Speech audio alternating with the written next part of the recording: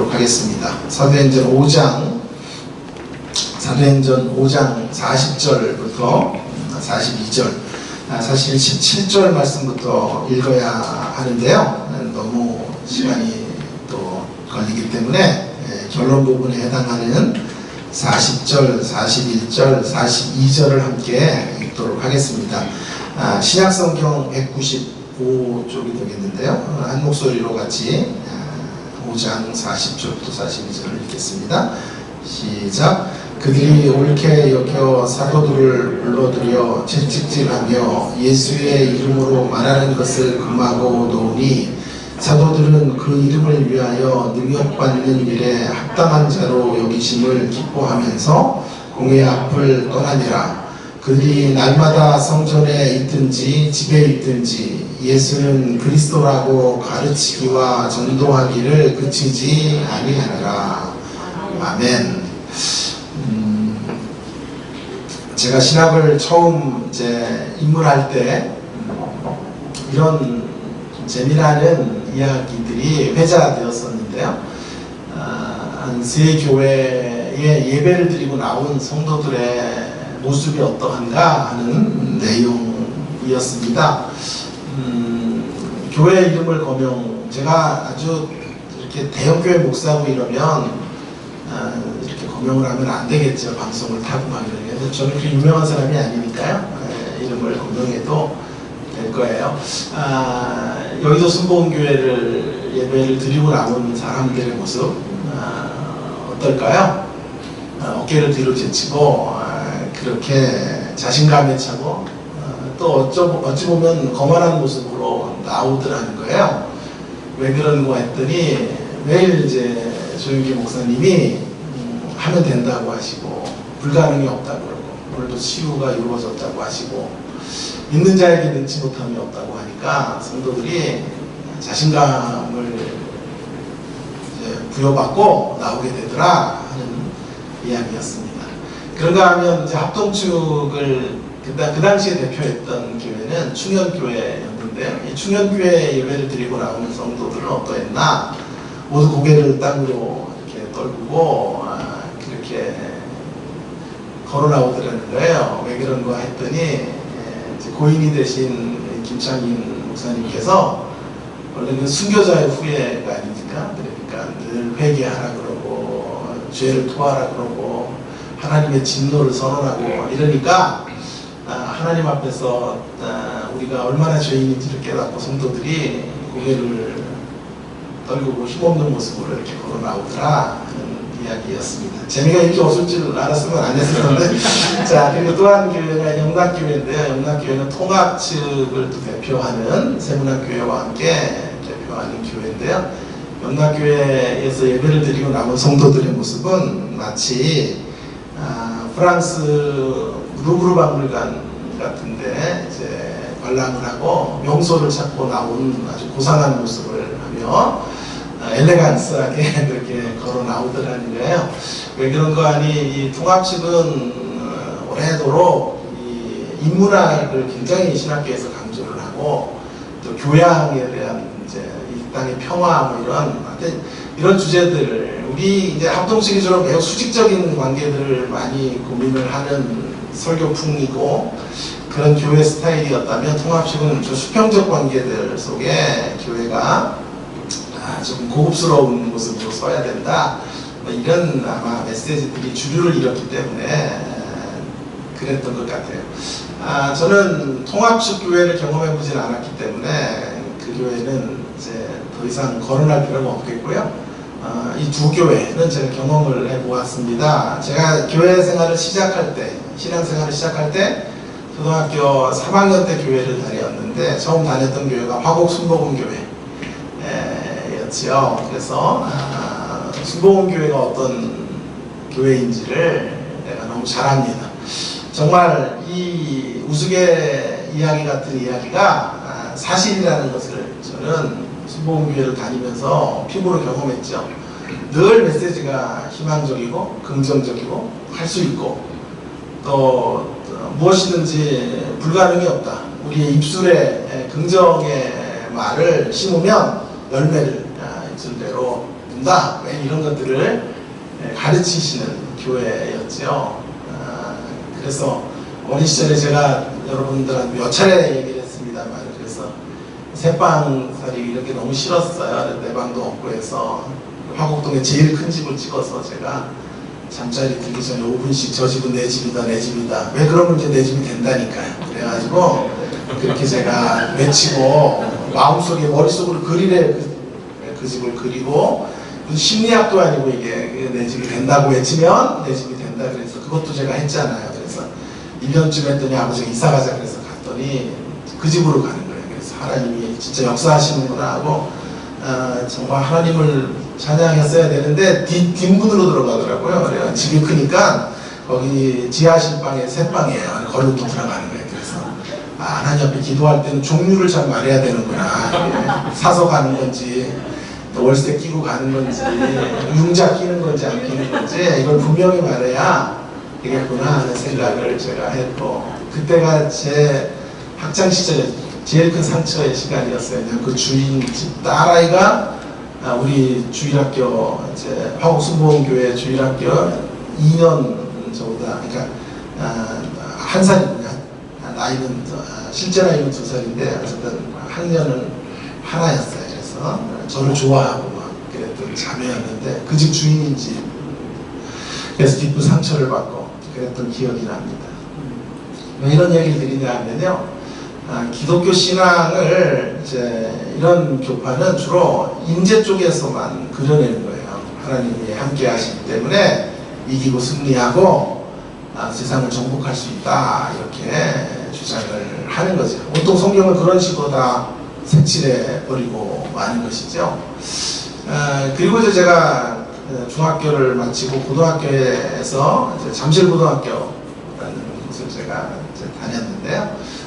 이사를 오면서 이제 문정동에 살았어요. 문정 아파트에 그 문정 제일교회라는 교회를 다니게 되었는데 장로교회예요.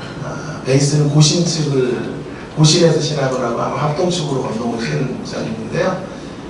이 교회는 제가 다녔던 교회와 정반대의 분위기인 거예요. 뭐 박수도 안 치고 뭐 새벽 기도 때 방언 기도하면 나가라고 쫓아내시고 막 이런 교회 아시죠? 네? 그렇게 뭐 정통을 소중하게 여기고 늘 메시지가 십자가를 지고 가야 되고 우리에게 고난이 있다, 그리고 어려움이 있을 것이다, 그런 걸 견뎌내야 된다, 왜 이런 메시지들을 듣는 거예요. 그래서 주변교회 예배를 드리고 나온 성도들의 모습처럼 성도들이 늘 그런 메시지로 겸손해지기만 또 힘없고 이런 모습들을 제가 확인하게 되었습니다. 이런 이제 교회의 메시지의 형태는 하나님의 부재 쪽으로 포커스를 맞추고 하나님의 부재를 메인으로 성경을 바라보는 것이죠. 그러다 보니까 성경이 가지고 있는 이런 하나님의 기적이랄까, 하나님의 능력이랄까, 하나님의 선한 역사들, 이런 것들을 사실 간과하고 있어요. 이 땅을 살아가는 삶의 가치들이 물론 상대적 가치여야 되지만 매우 소중한 것이거든요. 여기가 천국을 만드는 자리이기 때문에 여러분 여기서 그렇게 지나가는 인생으로 살면 되겠어요? 그렇지 않지요. 그렇다면 왜 하나님께서 우리에게 인생을 허락하셨겠어요? 참 의미 있고 소중한 시간들로 갖고 가야 되는데 이런 것들을 너무 하찮게 여기는 메시지로 가는 것이죠. 자, 그러니까 하나님의 임재 쪽으로 성경 전체를 읽으려는 분들, 그런 기독교적인 어떤 설정을 하고 교회를 이끌어가는 분들은 뭐가 궁극적으로 어디로 떨어지게 되냐 하면 이제 거짓된 낙관론 같은 거로 떨어져요. 인생이 그렇게 임재만 있지 않거든요. 신앙의 영역 속에서 그렇게 우리의 일들이 잘 되는 쪽으로만 펼쳐져 가지는 않기 때문에 거짓된 낙관론으로 흘러갈 위험이 있고요. 또 하나님의 부재 쪽에 너무 많은 포커스를 두고 그쪽으로만 교회를 이끌어가고 메시지의 성격이 그쪽으로만 이렇게 방향 설정이 되면 이제 어떻게 되냐 하면 냉소적 패배주의 같은 기독교, 마치 우리는 고난을 위해 태어났고 어려워야 그게 하나님의 길을 가는 것인 것처럼 말하고 마치 교회가 루저들의 모임처럼 이렇게 말하는 그런 것들을 합리화하고, 자기가 열심히 살지 않아서 또 인격적으로 하나님 앞에 다듬어지지 않아서 생겨지는 일들을 전부 이게 고난이라고 취급하고, 그래서 더 나은 진보와 발전을 이루지 못한 것들을 하나님에게 떠넘기고 하는 이런 일들이 얼마나 많이 우리의 신앙의 영역에서 자리 잡게 되는지 모르겠습니다.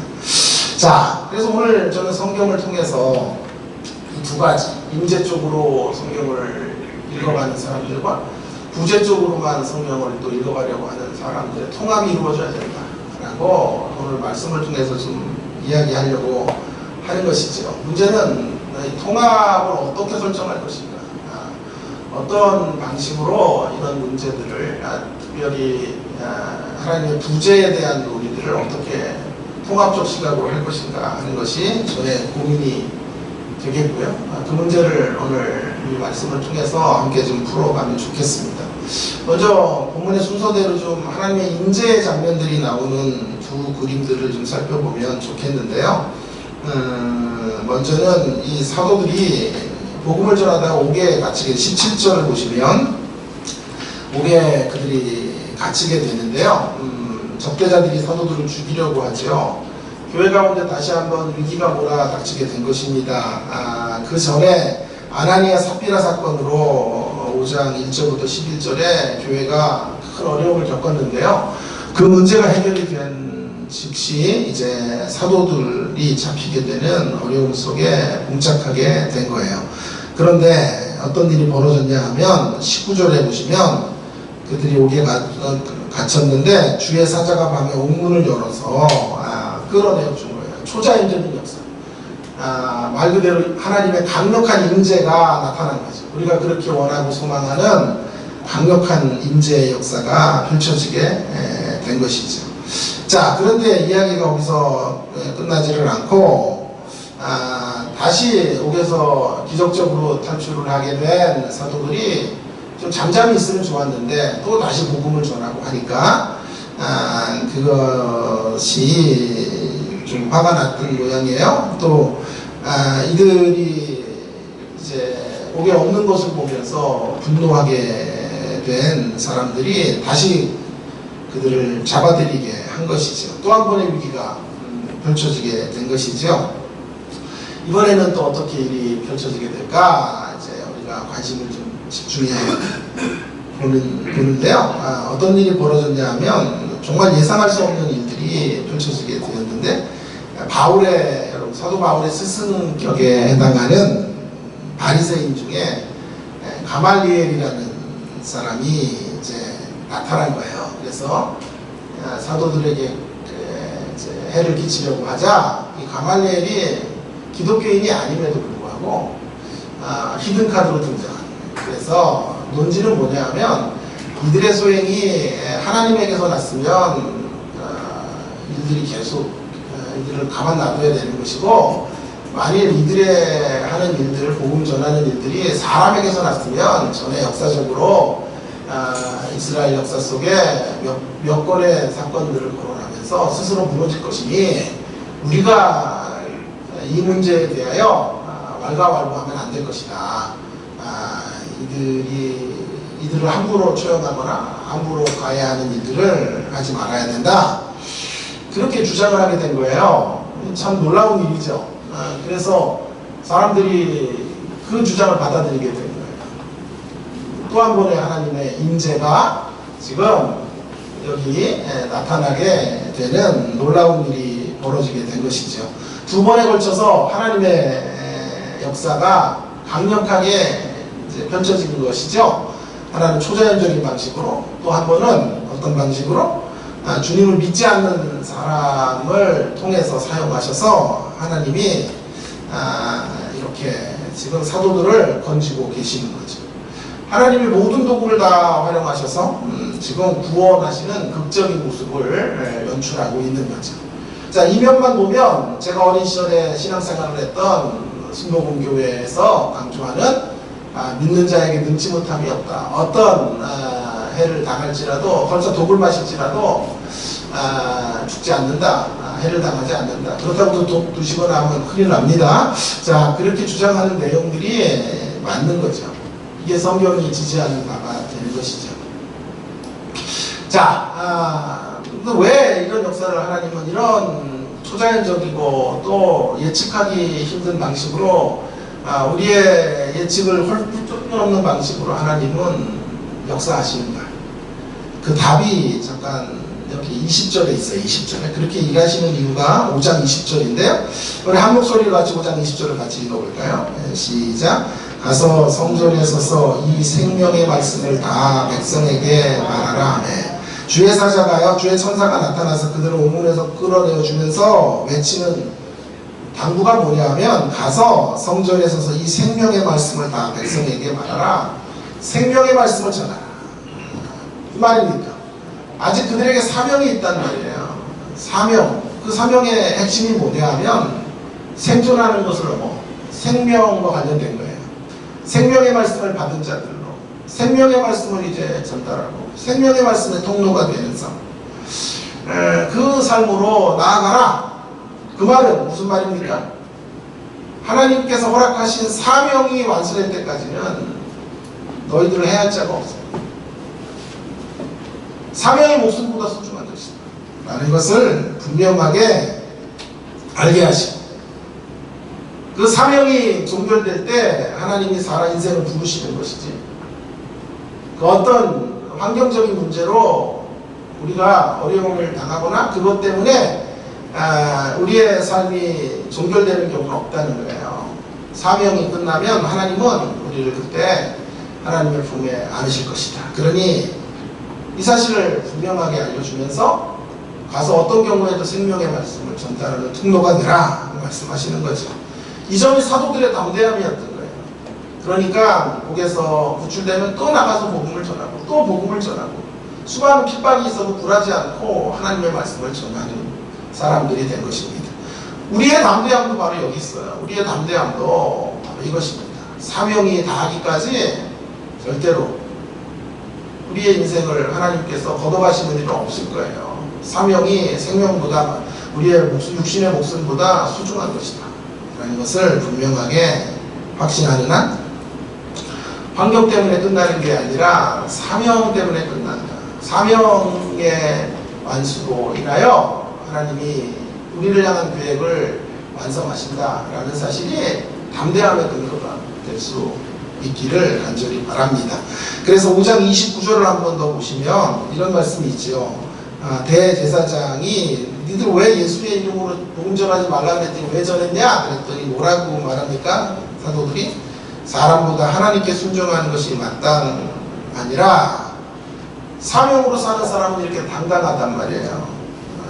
담대하단 말이에요. 비굴하지 않아요. 누구 앞에 고개 숙이지 않아도 돼요. 사명을 가진 자는 패하지 않기 때문에 내가 사람의 말을 듣지 않겠다. 우리는 사람의 말을 듣기 위해 존재하는 자들이 아니라 하나님의 말씀에 순종하는 인생들이다 하는 것을 선언하고 있는 것이죠. 여러분, 오늘 우리에게 바로 저는 묻고 싶어요. 이런 생존을 넘어서는 생명을 향한 역사, 그것이 우리에게 있느냐 하는 것이죠. 우리는 생명으로 살고 있는가? 생명의 말씀과 관련된 자들로 그 생명의 말씀을 증언하고 전하는 일들을 위해서 오늘 저와 여러분이 이것이 바로 우리의 존재의 목적이고 존재의 이유가 되고 있는가 묻고 싶습니다. 하나님을 상대하는 목적이 뭐냐 하는 거예요. 그저 더 나은 생존, 더 풍성한 생존이 아니에요.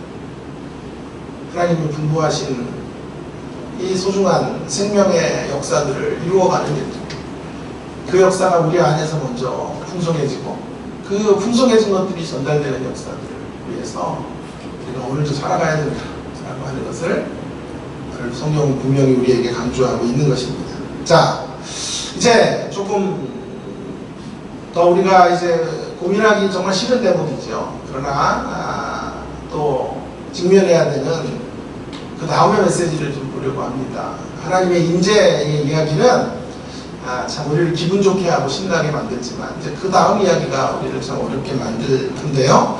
자, 그런데요, 이렇게 두 번의 하나님의 초자연적인 역사와 의외의 인물을 히든카드로 사용하셔서 하나님의 일들이 펼쳐지게 되는데요.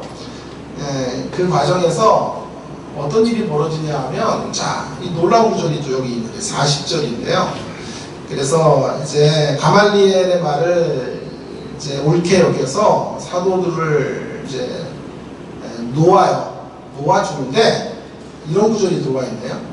그들이 옳게 여겨 사도들을 불러들여, 마지막 구절은 놓으니였는데, 그 중에 어떤 구절이 들어오냐 하면, 그냥 놓는 게 아니고, 그냥 풀어주는 게 아니고요. 성경에 보시면 채찍질하며 놓아줬다고요. 이 구절을 많이 놓치더라고요. 많은 이제 본문을 묵상하는데, 사실 제일 중요한 구절 중에 하나예요. 채찍질하며라는 구절인데요. 여기를 깊이 묵상해야 된다고 생각해요. 채찍질하며 놓아줬다라고 하는 것은 가말리엘의 말을 듣고, 그래, 이게 하나님에게서 났으면 우리가 만약에 사도들을 가해를 하거나 하면 어떻게 돼요? 그들을 하나님께서 하신 일을 방해하는 자가 되고, 인간에게서 생겨진 일이라면 스스로 무너질 거니까 그 말이 맞다 하고 풀어주는데, 풀어주는 게 그냥 풀어주는 게 아니에요. 여기 채찍질하고 풀어줬다라고 하는 것이 중요한 포인트가 되겠습니다. 이 채찍질이라는 말이 무슨 말일까요? 이 채찍질은 사실은 40에 하나 감한매를 의미해요. 40에 하나 감한매를 가진 것인데요. 제 주장이 아니라 사도행전의 가장 권위자인 하워드 마샬이라는 영국의 유명한 신학자인데요. 그의 주석에서 이 채찍질을 40에 하나 감한매라고 이렇게 설명했더군요. 저 거기에 제 눈이 번쩍 띄어진 거죠. 40에 하나 감한매를 맞았다. 여러분, 그러면서 이제 설명을 붙이는데, 이 40에 하나 감한매를 맞으면 39대 맞은 거죠? 40 빼기 1이니까 39대 맞는 거잖아요. 지금 뭐 코로나 때문에 정신이 없어요. 자, 그래서 39대를 맞으면 어떻게 되냐 하면 거의 죽음의 상태에 이르거나 거의 죽거나 살아나도 정상적인 삶의 자리를 유지해 갈 수 없는 정도에 이르게 된다고 해요. 하워드 마샬의 주장이 정확하다면, 그의 주석이 옳다면 채찍질을 당했다라는 그냥 읽고 지나간 이 구절은 잠깐 동안의 죽음의 시간을 경험한 것이다, 이렇게 말해도 될 거예요. 그렇죠? 순간 수월의 골짜기를 지나는, 우리의 상상력을 동원해 봐야 합니다. 우리의 상상력을 동원해서 40에 하나 감한매를 이제 맡고 있는 사도들의 모습을 한번 떠올려 보시길 바랍니다.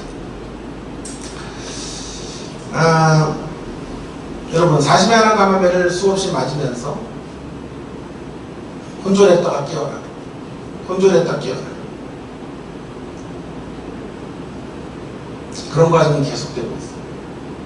아니, 그 매를 맞기 전에 사도들은 초자연적인 기적을 보았죠. 그리고 가말리엘의 명증도 알고 있죠. 그러니 이번에 40에 하나 감한매를 맞으려고 할 때 하나님이 세 번째 기적을 이루어 주시리라 기대했을지 모르겠어요. 하나님 한 번 더 역사해 주셨어요. 이 위기에서 우리를 건져 주십시오. 아마 앞에 두 번의 사건이 담대함으로 그들에게 이번에도 건져질 수 있을 거예요 라고 생각했겠죠. 공회 앞으로 끌려가면서 사도들은 이런 기도를 했을 것이고 이런 기대를 가졌을 것입니다. 저 같으면 분명히 100% 그런 기대와 기도를 하나님께 드렸을 거예요. 다시 한 번 더 하나님 천사를 급파시켜 주십시오. 만약 가능하다면 하나님 가말리엘을 한 번 더 보내주십시오. 그래서 이 40에 하나 가만내를 받고 평생 다리를 못 쓰거나 거반 죽은 상태로 살아가는 이런 인생의 길로 나가지 않도록 도와주십시오. 그런 간절한 기대를 따라 하나님을 바라보고 있었을 거예요. 그러나 여러분 놀랍게도 사도들이 기대했던 현실은 그 어디에도 펼쳐지지 않고 있습니다. 그 어디에서도 하나님의 역사가 눈에 보이게 이전에 일하셨던 방식으로 등장하고 있지 않아요. 그 어떤 초자연적인 역사도 웬일인지 일어나지 않고 있어요. 예측할 수 없는, 예측을 뛰어넘는 히든카드도 지금 없습니다. 40에 하나 가만대를 다 맞는 동안 아무런 일도 일어나지 않아요. 어떤 천둥 소리도 없고 속히 멈추시오 어명이요 라는 소리도 들려지지 않는 것입니다. 거의 초죽음의 상태가 됩니다. 그들은 온몸으로 처절한 고통을 맞이하는 것밖에 다른 방법이 없었던 것이죠. 여러분 우리가 오늘 신앙생활을 하다가 제일 힘든 대목이 바로 이 대목이죠. 우리 모두가 가장 크게 좌절하는 대목이 바로 이 대목이죠. 우리가 낙심하게 되는 지점이 이 지점이죠. 하나님 안에서 이전에 베풀었던 동일한 기적이 일어나지 않고 있는 현재. 월터 스토프라는 미국의 한 5손가락 안에 드는 신학자입니다. 누가 그런 거 정하는지 몰라. 나한테 물어보지도 않고 정하는데 어쨌든 뭐 그렇다고 칩시다. 그래서 기독교 철학 분야에 5손가락 안에 드는 신학자인데요. 그가 하나님의 부재 같은 현실 앞에 참 절규하면서 글을 썼죠. 그의 아들 에릭이라는 아들이 20살에 오스트리아 산 등정에서 떨어져 죽어요. 그 비보를 듣고 그 다음 1년 동안 자신의 마음 안에 생각났던 모든 감정들을 전부 일기로 적은 거예요. 그게 우리나라 말로 번역이 되었고, 전에 우리 교회에서도 설모 교수님이 추천사도 쓰시고 했던 그런 말로 번역이 되었는데, 나는 아들을 잃었습니다 라는 말로 최근에 또 번역이 되어서 나왔더군요. 신학 초년병 때 제가 했는데요. 그 하나님을 향한 의 절규, 그 절규의 절정이 뭐냐 하면 이거예요. 세계적인 신학자인데요. 그가 말해요. 그 느끼면서 글을 적고 있어요. 하나님, 차라리 천국과 제 아들을 바꾸라면 천국을 포기하고 제 아들을 살려내고 싶습니다. 차라리 천국을 못 가는 한이 있어도 하나님, 제 아들 다시 살려주시는 게 제가 원하는 바입니다. 여러분들은 아니 이런 사람이 어떻게 세계적인 신학자인가 하시겠으나, 여러분 1년 동안 그랬어요. 1년 동안 평생 그런 거 아니니까요. 부재의 현실 앞에 인간이 이렇게 절규할 수밖에 없는 거예요. 저는 이 책의 제일 좋은 대목이 바로 이 대목이었어요. 이렇게 하나님 앞에 정직하고 솔직하고 신앙으로 그런 걸 포장하지 않아요. 자기의 고통을 하나님 앞에 적나라한 모습으로 드러내면서 절규하는 거죠. 호소하는 거죠. 시편 기자들 보세요. 모두 절규하는 사람들이에요. 모두 소리치는 사람들이에요. 하나님 왜 이렇게 역사하십니까? 왜 악인들이 잘 되는 것을 바라만 보십니까? 왜 세상이 이렇게 어둡고 힘있는 자들이 이렇게 세상을 이끌어가는 것입니까? 이런 절규들, 소리침, 그 소리침이 얼마나 리얼한지 몰라요. 그 끝자락에서 하나님을 만나 회복되는 이야기들로 시편의 내용들은 가득가득 채워져 있는 것을 보게 됩니다. 그 뒤에 월터 스토프는 다시 일어나서 지금 너무나 멋진 신학자로 또 일하고 있으니까요. 그 잠깐의 부재의 시간 동안 절규했던 그 절규를 우리가 좀 너그러운 마음으로 받아줄 수 있다고 저는 생각해요. 여러분, 우리가 하나님 앞에 제일 섭섭한 대목이 바로 이 대목이에요. 왜 그 큰 능력으로 이전에 기적도 베풀어 주시고 가말리엘을 급파하실 수 있었던 분이 왜 내 남편이 실직할 때 가만 침묵하고 계셨는가? 왜 내 가정이 깨질 때 하나님은 손쓰지 않으셨을까? 왜 내가 질병의 자리에 떨어질 때 왜 하나님은 가만히 계셨을까? 이 설교를 준비하고 있는데 또 묵상하고 있는데 어제 새벽에 아침에 집에 갔더니 와이프가 난리가 났어요. 그랬더니 침대에서 내려오다가 알람을 끄고 내려오다가 발이 접질러졌는데 발등이랑 막 무릎이랑 다 난리가 난 거예요. 응급실에 달려가고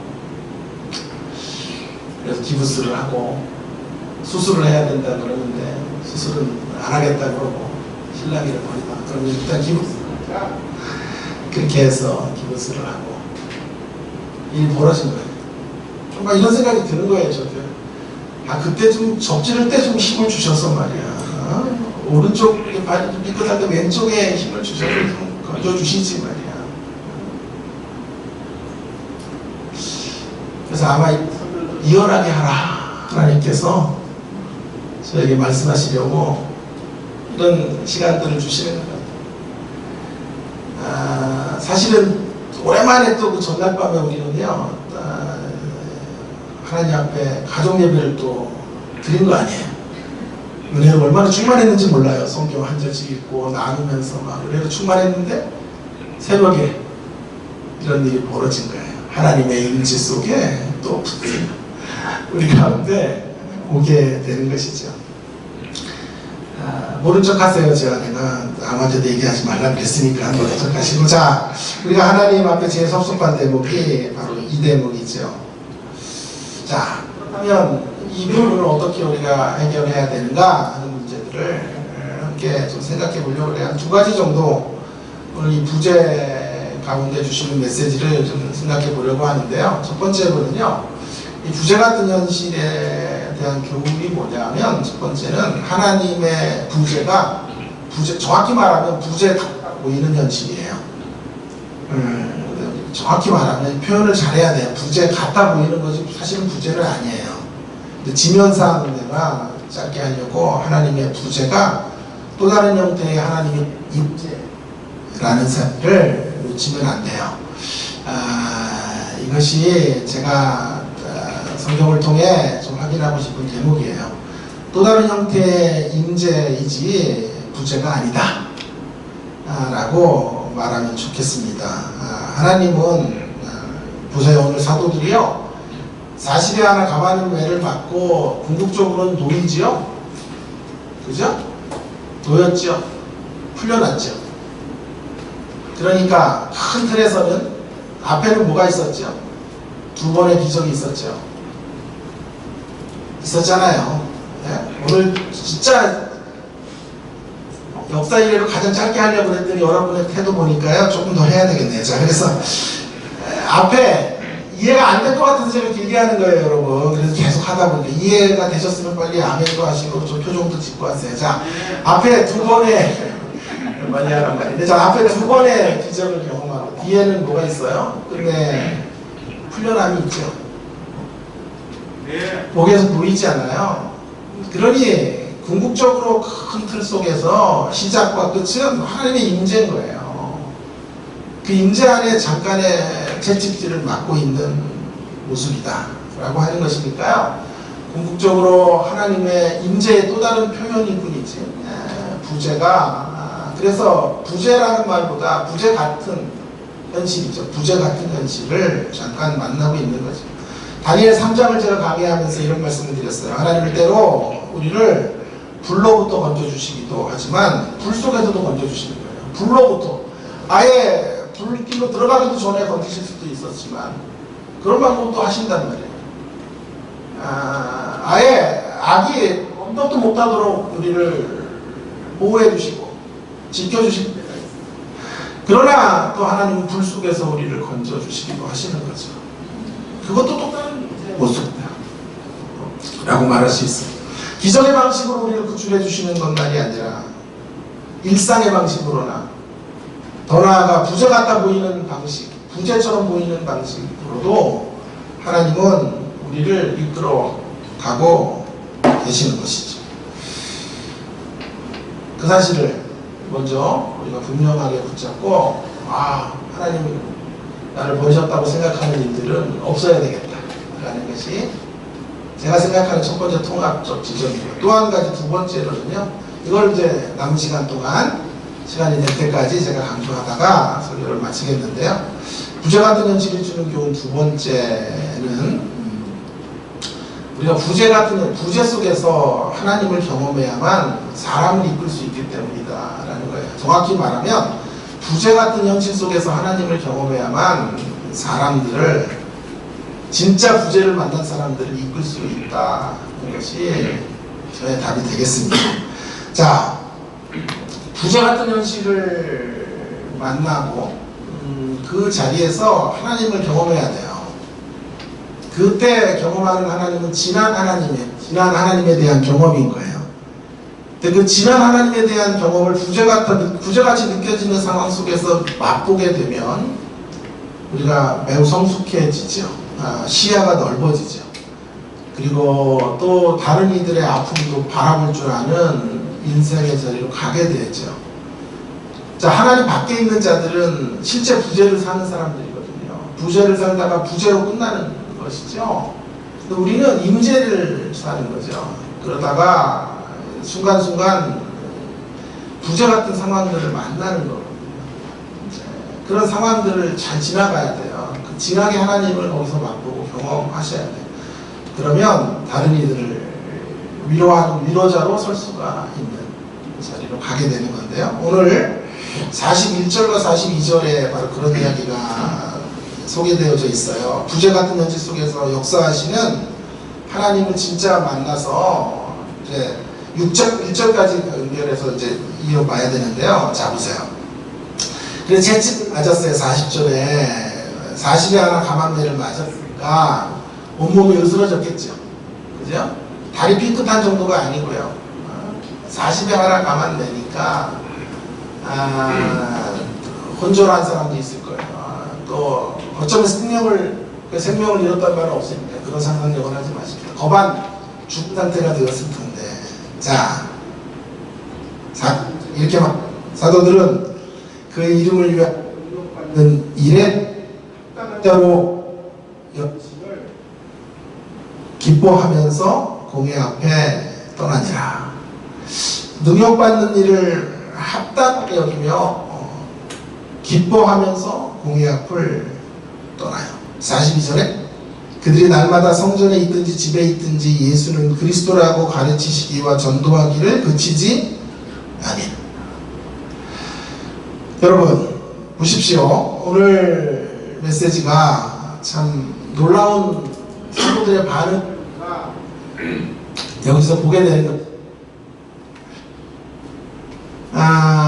그들은 지금 그 어떤 기적적인 구출도, 가말리엘 같은 이의 도움도 없는 자리에서 처절하게 하나님의 부재 같은 현실을 경험해요.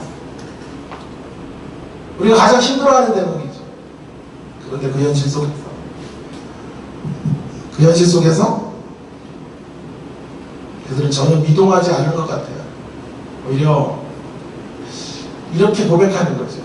이렇게 생각하는 거죠. 자신들을 이런 부재 같은 현실을 지나갈 수 있는 사람들, 그걸 맞이할 수 있게 자신들에게 특권을 줬다고 생각합니다.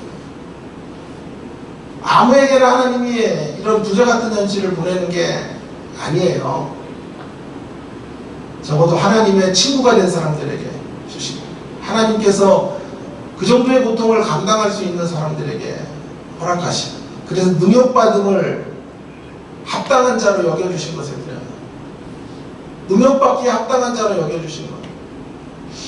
이 구절도 되게 의미가 새록새록 들어와요. 능욕받는 자로 합당하게 여겨주셨기 때문에 그들을 선결해서 부르셨어요. 이 고난의 자리 걷게 하신 거죠. 그렇게 생각하면서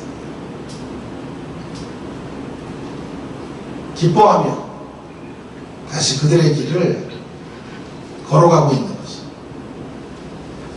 여러분, 이런 사람들이, 이렇게 부자 같은 현실을 이렇게 감당했던 사람들이 있어서 어떤 일이 벌어지나요? 6장 1절에 보세요. 그때의 제자의 수가 더 많아졌는데, 5장과 6장 사이에는 시간적인 차이가 굉장히 깊어요. 시간이 많이 흘렀을 거예요. 그러나 여기 중요한 단어 하나가 들어와요. 제자가 더 많아졌다라고 말하고 있는 것이에요. 제자가. 5장 2절, 6장 1절 이전에는 제자라는 단어가 없어요. 예수 믿는 자들이 늘어나는 거예요. 교인들이 늘은 거예요. 신자들이 늘어요.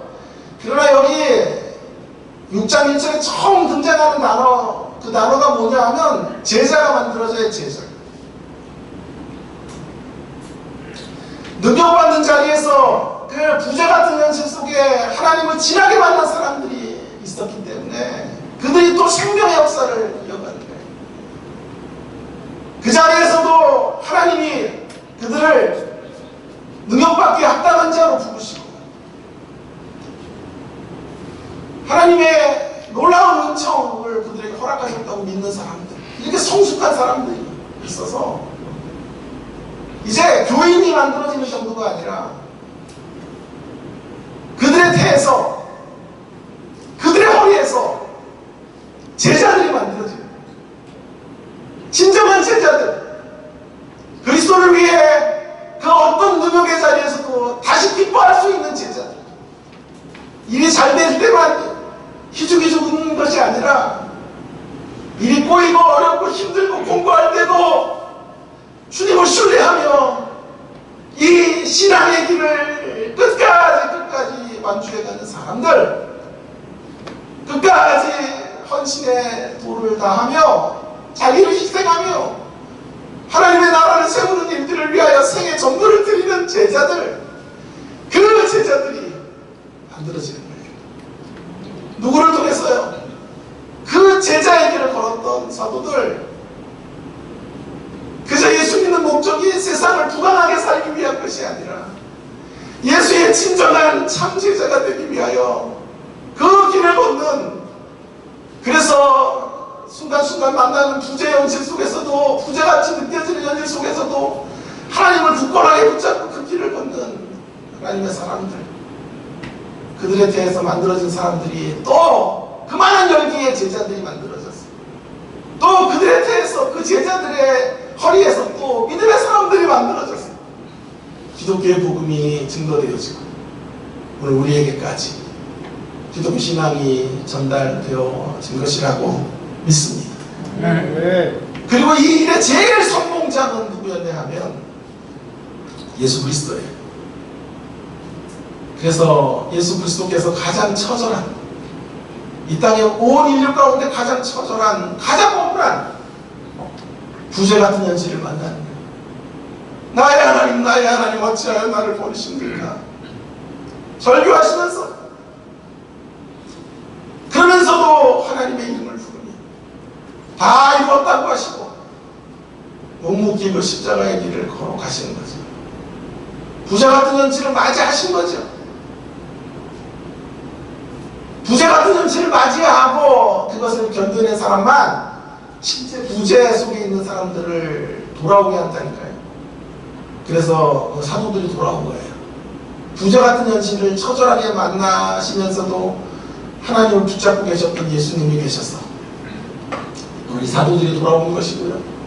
그 사도들도 이제 동일하게 예수님의 그 길을 따라가게, 부재 같은 현실 속에서도 능욕받은 것을 감사하며 여기고 자신들을 손님 정도로 대접하시는 게 아니라 친구로 대접해 주시고 고난과 함께 나눌 수 있는 동역자로 인정해 주시는 하나님 앞에, 주님 앞에 감사하면서 기뻐하면서 그 길을 걸어갔을 때, 가르치기와 전도하기를 쉬지 않았을 때 그들을 통하여 또 제자들이 만들어지고 제자의 수가 더해가는 놀라운 역사들이 이루어지게 된 것입니다. 사람은 어떻게 변하나요? 사람은 어떻게 바뀌나요? 제가 늘 강조하는 것 중에 하나는 사람은 다른 이야기를 가지고 있는 사람들을 만날 때 바뀌어요. 다른 이야기를 가져야 돼요. 다른 이야기. 세상 안에 있는 이야기들 우리가 하나 더 갖는다고 바뀌는 게 아니에요. 우리가 영웅호걸이 된다고 바뀌는 게 아니에요. 이건 여러분을 위해서 폼나는 거죠. 좋은 직장을 얻고 뭐 좋은 학교에서 박사를 받고 그건 여러분의 인생의 이력에 되는 것일 수 있어도 그것으로 세상을 전도하는 데 그리 유익이 되진 않아요. 왜냐하면 이 땅에 그런 영웅호걸들은 너무너무 많아요. 잘난 사람들을 너무 많이 보면서 세상 사람들은 살고 있다고. 예수 믿어서 또 한 사람의 잘난 사람이 나온다고 해서 세상이 마음을 내어주진 않아요. 잘났네라고 인정해주고도 마음을 사지는 못한다는 말이에요. 어떤 사람에게 마음을 내줄까요? 부재중에 있는 인생들이 어떤 사람에게 마음을 내어줄까요? 다른 이야기, 자신들이 도무지 흉내낼 수 없는 삶의 이야기를 가지고 있는 사람들, 한 번도 들어보지 못한 삶의 스토리를 써내려가는 사람들. 그래서 예수의 공동체는 스토리텔러들의 공동체, 스토리텔링 공동체인 거예요. 스토리들이 이어져가는, 예수님의 가치와 정신 속에서 새로운 이야기들을 써내려가는 사람들. 그런 사람들이잖아요. 이 능력받은 내 자리에서 40에 하나 가만매를 맞으면 온몸이 다 으스러지는 자리에서도 기뻐하는 이야기는 세상에 없는 이야기예요. 예수님의 가치가 들어오지 않고서는 이런 삶을 살아낼 수 없어요. 바로 이런 다른 이야기를 가지고. 그래서 부재 같은 현실을 이렇게 기쁨으로 맞이할 수 있는 사람들, 이런 사람들이 실제 부재를 만난 사람들을 설득하고, 이런 사람들이 지나가는 길목마다 사람이 변화를 받고 제자가 되는 자리로 돌아오게 되는 것입니다. 다시 강조하지만 그 일에 최고 선봉자는 예수 그리스도셨고, 그분을 본받는 사도들이 있었고 제자들이 있었고, 그의 제자들의 역사들이 계속 이어져 가고 있는 것, 그것이 기독교의 역사라고 믿습니다. 여러분, 사람은 참 희한하죠. 제가 이 예화를 정말 많이 썼는데요, 사람은 정말 희한해요. 상대가 자기보다 더 많은 걸 잃기 전까지는요 위로를 못 받아요. 10개 가지고 있는 사람이 한 3개를 잃었어요. 10개 중에 7개 남았는데 옆에 있는 사람은 5개를 잃었어요. 그럼 절대로 위로가 안 돼요. 위로자로 가도요, 하여튼 5개까지 잃어봐, 이렇게 된다. 희한하죠. 5개 잃은 사람 위로하려면 누가 되냐, 어떤 사람이 가능하냐면요, 최소한 5개 잃으면 이야기가 돼요. 많이 먹혀요. 나도 5개 잃었는데 뭐 그래, 집사님도 그래, 얘기가 돼요. 6개 잃으면 좀 대단한 사람이에요. 7개쯤 잃으면 진짜 우러러보는 거예요.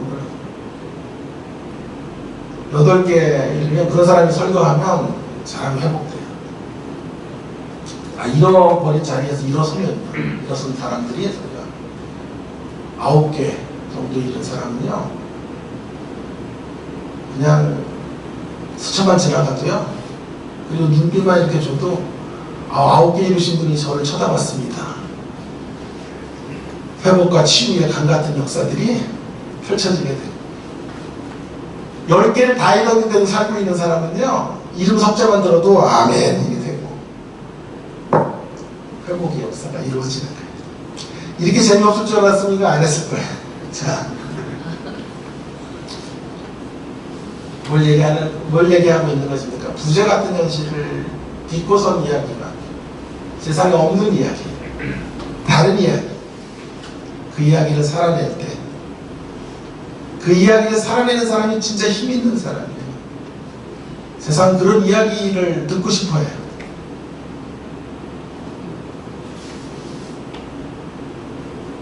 그런 이야기의 사람들이 서 있는 길목마다 그래서 변화의 역사들이 펼쳐지게 되는 거예요. 그런 사람들이 실제적인 부재를 사는 세상을 하나님 앞으로 이끌 수 있는 사람들이에요. 저는 학생들에게 설교를 가르치는 선생님인데요. 부끄럽죠, 뭐. 설교자로서는 부끄러워요. 목소리도 부끄러워. 좋게 태어난 사람도 아니고. 여러 가지로 부족해요. 인물도 뭐, 그렇게 대단하지도 않고. 모두 끄덕이고 그러지 마세요, 자, 그런데. 뭐, 세련됨 같은 건 없어요. 그래도 제가 한 가지 꼭 학생들에게 강조하는 것 중에 하나가 있어요. 설교를 할 때 성경에 대한 주석을 많이 보되 최고의 주석은 삶의 주석이다. 삶으로 주석을 써내려 봐야 됩니다. 삶의 주석으로 본문을 나의 말씀으로 받아들이지 못하면 공허한 메시지예요. 제 방에 오면 많은 분들이 놀래요. 주석서가 몇 없네요. 단권 책들이 많아도 주석서가 몇 권 없어요. 그런 그분들의 견해를 참고를 해야 돼요. 평소에 그 본문 연구한 분들이니까 좋은 것들을 얻어야 되고 내 사견을 저장은 안 되기 때문에 그분들이 어떻게 말했는지를 참고해야 되지만 최고의 주석은 삶의 주석이에요. 내 삶 속에서 특별히 나의 삶 속에 찾아온 부재의 현실 속에 부재같이 느껴지는 현실 속에 하나님을 진하게 만난 사연이 있어야 돼요. 스토리가 있어야 돼요. 그 이야기 속에 그 경험 속에 모든 본문들이 설교자를 통과해서 나오는 거거든요. 그래서 본문을 말랑말랑하게 만들고 그 설교자가 그 본문을 성도들의 가슴 속에 감동으로 전달하는 일들이 그래서 펼쳐지게 됩니다. 그래서 저의 가장 큰 설교의 자산이 있었다면 고통이었다고 말하고 싶어요. 하나님의 부재가 있었기 때문에 설교자가 될 수 있었다. 다시 그 길로 가려면 노땡큐인데요. 그러나 하나님 앞에 정말 감사한 것은 많은 부재의 시간들, 많은 아픔의 시간들을 겪어봤다는 것. 그것이 그리고 처절하게 하나님의 그런 자리에서 붙잡을 수 있었다는 것이 제가 오늘 설교자로 이만큼이라도 서서 학생들을 가르칠 수 있었던 원동력이었다라고 생각합니다. 여러분, 우리가 그리스도의 제자가 되지 않고서는요, 절대로 다른 사람을 그리스도의 제자로 만들 수가 없어요. 우리가 먼저 만들어져야만 우리를 통해 6장 1절의 메시지가 나오는 거예요. 특별히 그래서 하나님 부재 같은 현실을 통해서 우리를 만들어 가십니다. 늘 임재만 주시면 안 돼요. 늘 기적만 주시면 안 돼요. 처절한 고통의 시간들을 지나야 돼요. 아픔의 시간들을 지나야 돼요. 진하게 하나님을 경험해요. 그 하나님의 경험을 붙잡고 서 있어야 돼요. 그 하나님의 역사를 신앙으로 승화시키는 사람들, 그런 사람들의 이야기와 그런 사람들의 몸짓이 힘이 있는 거죠. 그래서 그들을 만나는 사람들이 그리스도를 경험합니다. 6장 1절에 제자가 만들어지는 놀라운 역사로 펼쳐지게 될 줄로 믿습니다. 그러므로 이 부재 같은 현실, 시기적으로도 우리는 부재 같은 현실을 만나고 개인적인 기도도 그렇게 하셨지만 개인적으로 여러 작고 큰 또 고통의 시간들을 우리가 지나가고 있죠. 그런 자리에서도 여전히 하나님을 바라보시고 부재의 시간을 통해서 우리가 빚어지기를 간절히 소망하시고 마침내 세상을 섬기는 이 생명의 말씀으로 사람을 설득하고 돌아오게 하는 그런 우리 모두가 될 수 있기를 간절히 바랍니다. 그런 우리 주님의 십자가 교회가 되면 좋겠습니다. 그럼 우리 교회가 이렇게 사실은 하나님의 임재 속에서 시작됐지만 많은 부재도 경험했어요. 많은 어려움도 겪었어요. 왜 이렇게 사람들이 안 붙나 이런 생각도 들어요. 이유는 간단해요. 우리가 먼저 제자가 되지 않아서 그렇지.